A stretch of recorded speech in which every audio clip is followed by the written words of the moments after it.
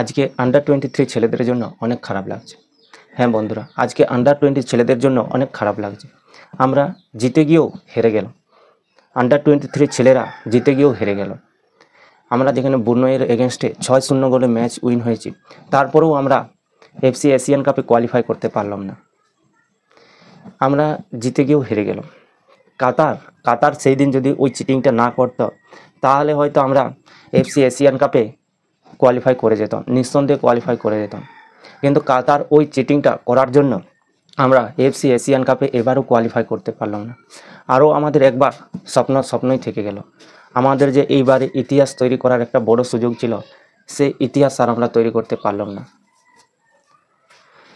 তো hey guys, ভিডিওতে সম্পূর্ণ আলোচনা করার আগে আমার চ্যানেলে যদি কেউ নতুন এসে থাকো, প্লিজ চ্যানেলটি সাবস্ক্রাইব করে পাশে থাকো। কারণ আমি এই চ্যানেলে ইন্ডিয়ান ফুটবলকে বুস্ট করি, ইন্ডিয়ান ফুটবলকে এগিয়ে নিয়ে যাওয়ার চেষ্টা করি। তো প্লিজ সবাই চ্যানেলটি সাবস্ক্রাইব করে পাশে থাকো, আর পাশে থাকা বেল আইকনে প্রেস করে নোটিফিকেশান অল করে রাখো। তো চলো ভিডিওতে আগে বাড়া যায়। আমরা আগের দুটো ভিডিওতে বলেছিলাম যে আমাদের ব্রুনেইয়ের এগেনস্টে 15-16টা বা 14-15টা গোল মারা উচিত। কেন বলেছিলাম? কারণ আমরা যদি হেরে যাই, আজকে এফসি এশিয়ান কাপ কোয়ালিফায়ার থেকে যদি বাইরে বেরিয়ে যাই, তার ওটাও একটা কারণ যে গোল ডিফারেন্সের জন্য আমরা বেরিয়ে গেলাম। আমরা যে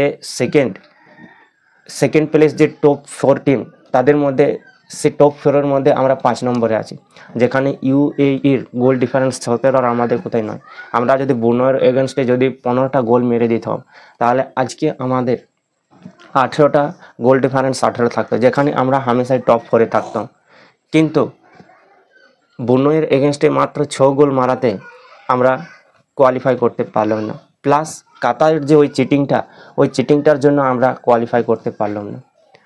যে টপ 4-এ যে টিমগুলো আছে, সেকেন্ড প্লেসের যে টপ 4-এ যে টিমগুলো আছে, যে 11টা গ্রুপ আছে, সে 11টা গ্রুপের মধ্যে ফার্স্ট যারা র্যাঙ্ক করছে তারা তো কোয়ালিফাই করছে।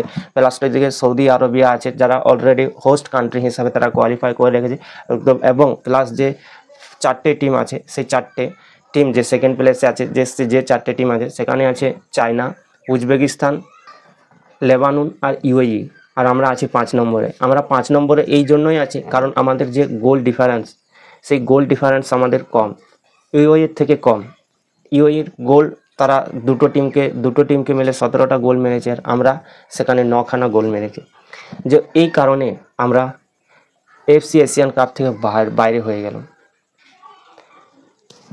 তো যথেষ্ট আমাদের এইবারের কিন্তু আমরা আমাদের আন্ডার-20 ছেলেদের কাছ থেকে একটা আলাদা লেভেলের গেম দেখতে পাই, একটা দারুণ গেম দেখতে পাই, যেখানে কাতারকে জেতার জন্য চিটিং করতে হয়, বাহরিনকে তারা হারায় 2 গোলে এবং বুরিনকে 6-0 গোলে হারিয়ে দেয়।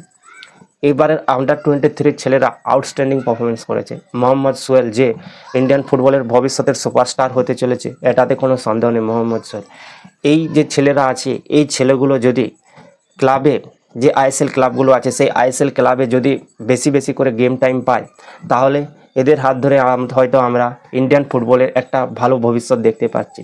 তো আশা করছি আমাদের যে আইএসএল ক্লাবগুলো আছে, তারা এই ছেলেদেরকে বেশি করে গেম টাইম দেবে এবং এই ছেলেগুলো আরও বেশি করে তাদের গেম ইমপ্রুভ করবে এবং আমাদের ইন্ডিয়ান ফুটবলকে এগিয়ে নিয়ে যাবে। তো থ্যাংক ইউ আন্ডার-23 ছেলেদেরকে, আন্ডার-23 কোচ মুসাদ নসাকে, যে এত সুন্দর আমাদেরকে একটা টুর্নামেন্ট উপহার দেয়। এত সুন্দর আমরা 3টে গেম দেখতে পাই, ভালো গেম দেখতে পাই, যেখানে ভালো কাতারের এগেনস্টে এবং বাহরিনের এগেনস্টে আমরা ভালো গেম দেখতে পাই, বুরিনের এগেনস্টে ভালো গেম দেখতে পাই। আর এই টিমটাকে নিয়ে আমাদের যে গর্ব করা উচিত, সেই গর্ববোধ করার মতোই পারফরমেন্স করে এই টিমটা। তো ধন্যবাদ আন্ডার-23 ছেলেদেরকে এবং মুসাদ নসাকে। তো ভিডিওটি ভালো লাগলে লাইক করো, বন্ধুদের সাথে শেয়ার করো, আর সাবস্ক্রাইব করতে কেউ ভুলো না, কারণ সাবস্ক্রাইব এবং লাইক করলে আমি মোটিভেটেড পাই ভিডিও বানানোর জন্য। তো প্লিজ সবাই সাবস্ক্রাইব করো। তো দেখা হচ্ছে পরের ভিডিওতে। ততক্ষণ পর্যন্ত সবাই সুস্থ থাকো, ভালো থাকো। জয় হিন্দ।